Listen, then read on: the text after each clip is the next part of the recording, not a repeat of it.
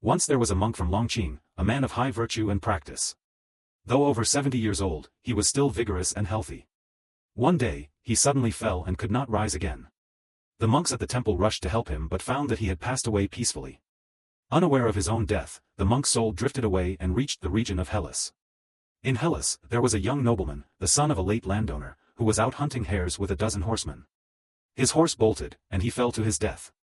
The monk's soul happened to encounter this body, and suddenly they merged. The nobleman's body began to revive. The servants, seeing him awaken, asked him what had happened. The monk, now in the nobleman's body, opened his eyes and exclaimed, "How did I get here?" The servants helped him return home. When he entered the house, he was surrounded by women adorned with makeup, who questioned him. He was greatly shocked and said, "I am a monk. How did I end up here?"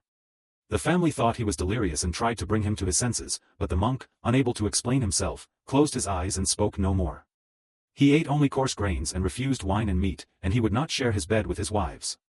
A few days later, the monk expressed a desire to take a short walk. His family was pleased, thinking his health was improving. As soon as he was outside, servants came to him with ledgers and account books, asking for his approval on various financial matters. The monk, pretending to be tired and sick, refused all responsibilities. He only asked, "Do you know of the county of Longqing in Shandong?" When they answered affirmatively, he said, "I feel restless and wish to visit there. Please prepare my things." The family, worried that he had only just recovered and should not travel far, tried to dissuade him, but he would not listen. The next day, they set off. Upon reaching Longqing, he recognized the scenery as it was before and went directly to the temple without asking for directions. The monks, seeing the distinguished guest, bowed and greeted him respectfully. The monk asked, "Where is the old monk who was here?" The disciples replied, "Our master passed away some time ago." The monk then asked to see his grave, and they led him to a solitary grave, barely covered with overgrown grass. The monks did not understand his intentions.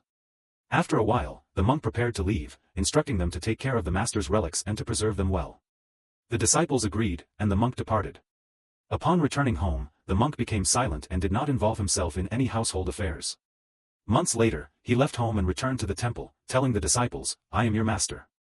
They initially doubted him and laughed, but after hearing his detailed account, which matched their memories, they believed him and restored him to his old position. The nobleman's family repeatedly sent carriages and horses to plead for his return, but he ignored them. After more than a year, the nobleman's wife sent servants with many gifts, but the monk refused them all, accepting only a simple robe. Occasionally, friends from the nobleman's village visited him out of respect. Though he appeared young, he would often speak of events from 80 years ago, earning their deep reverence.